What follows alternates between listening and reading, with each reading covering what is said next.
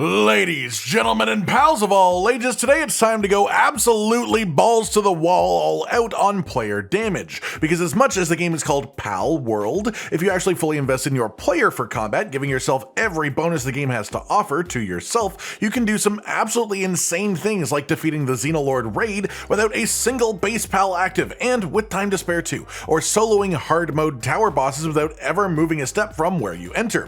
Players can reach ridiculous levels of power in this game, and now that you've seen why you should care about this, what it's actually capable of reaching, I'm going to do a deep dive on how to make it happen for you, the best weapons to use with it, especially with the new inclusions in Feybreak, and any variations to it that you may want for specific content. But first, let's talk about character stats. You get stat points when you level, and each stat can be boosted by this effect of up to 50 points, letting you hit up to 200 attack at max, for example. However, this was augmented by the addition of Remedies and Elixirs as items that essentially act as artificial stat points. Consuming an attack elixir will increase your attack stat, but you still cannot exceed their original maximum, so you can't go over 200 attack purely from this. However, you can use these elixirs to reach the maximum of every different stat as you slowly collect them over time, which in itself will make you a bit stronger than you'd be without them.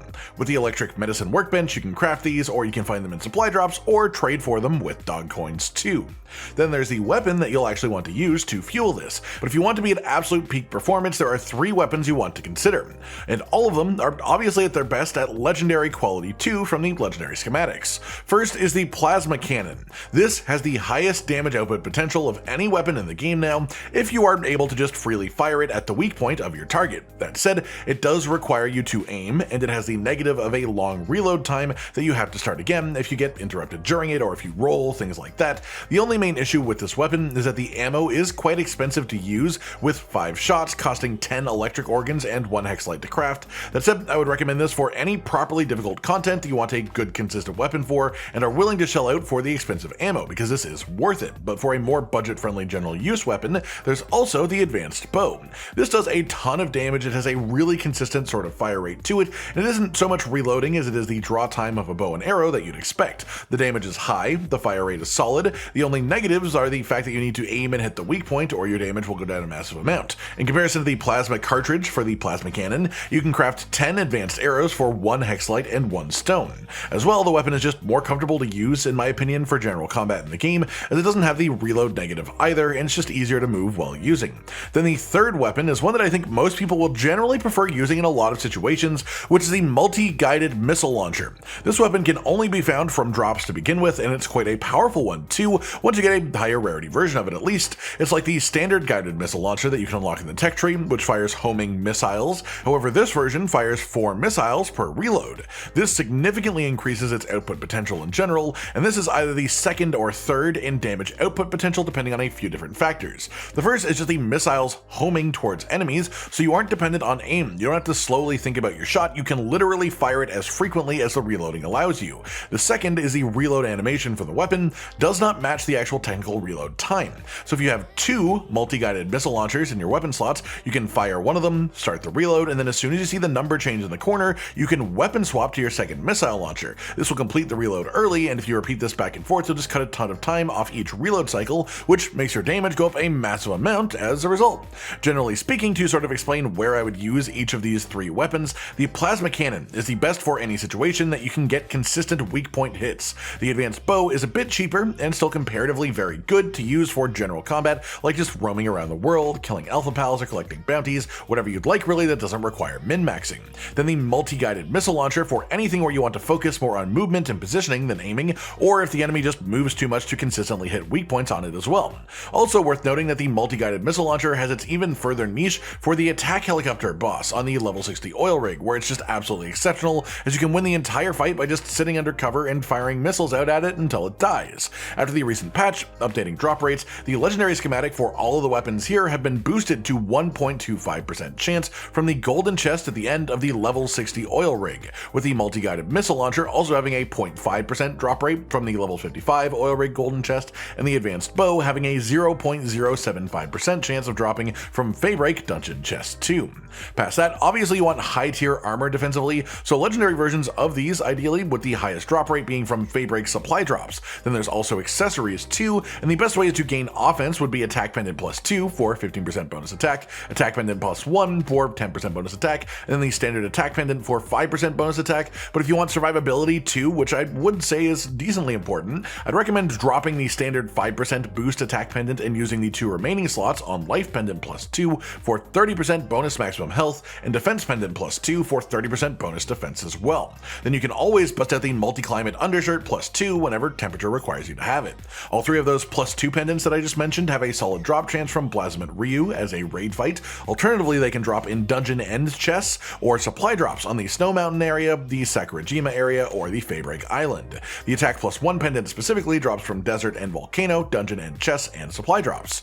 Then after that we have consumables, and first I do want to mention the recovery med items, as these were added in updates after the start of early access, so there are players that are playing right now that are still unaware of them, and these are simply a consumable that you can use to regain health, and you can make them at medicine workbenches, and they do work on the player, which is great for this. Then aside from that, there's also food, which is worth talking about too. The best food in the game for pure offense is now the Mamarest Curry, a new one for a 25% attack stat boost. The best defensive food is also a new one, Yelclaw Nikujaga, for a 25% defense stat boost. For the purposes of boosting player power, generally speaking, you'll be doing all the damage yourself, and your active pal will either be augmenting your damage or it will be giving you invaluable utility.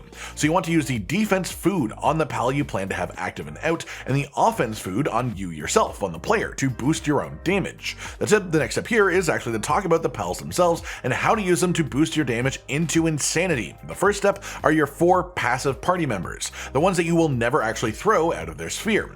All 4 of these should be Gobfin or Gobfin Ignis, the fire variant. Either one of them will do because their partner skill boosts the attack stat of the player just for being in the party.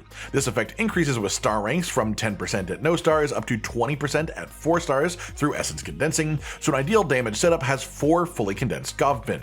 And the other thing that is important about them are their passives too, for which you want Vanguard, which increases player attack damage while the pal is in the party by 10%, and then Stronghold Strategist, which boosts player defense while the pal is in the party by 10%. So if you have 4 Gobfin set up like this and fully essence condensed with these passives too, you will have a total of a 120% attack boost and 40% defense boost, which is quite the potent increase. The next step is your actual active pal then, and this is where things will involve a bit more preparation and decision making too. For generally just like doing things in the open world, I either recommend using Jetragon as your 5th slot, as the movement and traversal is just so valuable for that, or replacing a Gobfin for your Jetragon, your choice really, so you can use an actual proper active pal.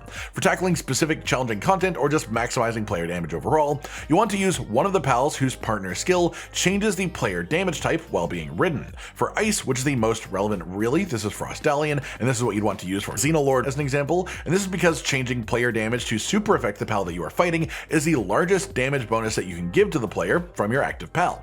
Some of the pals like Chillet, that changes your damage type to dragon, will also give you bonus damage at the same time, and this scales with essence condensing too, so you want to essence condense your active pal as well.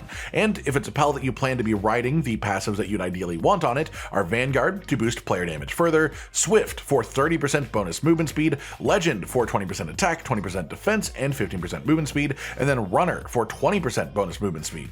The reasoning for this is while riding your active pal, you are the only target, so the speed exists to help you manually dodge the attacks from the enemy while fighting them with your own weaponry for the damage. It's also worth mentioning there are other pals that give you effects when you're riding them. There's things like Robinquill and Robinquill Terra, or Vanwerb, which does the same effect while riding, which is boosting your damage to weak point spots, and this is simply less potent than element matching and super affecting your target, so they are options, but they're just not as good as the ones I'm about to go through. So the full list of pals to focus for riding to change the element of your player damage is Frostallion for ice damage, Chillet for dragon damage, Moraith for dark damage, Hellzephyr Lux for electric damage, and Azarobe for water damage. As well, Pyron, but also Chillet Ignis now, for fire damage. Neutral damage is irrelevant as a thing to boost because you can't super effect with neutral damage, and for grass and ground type, they aren't rideable pals, so you'd build around them a bit more defensively than for movement speed, but these would be Anubis for ground damage applied to the player attacks, and Verdash for grass damage applied to the player attacks. And Verdash will also give you a bit of a bonus to movement speed just because he can.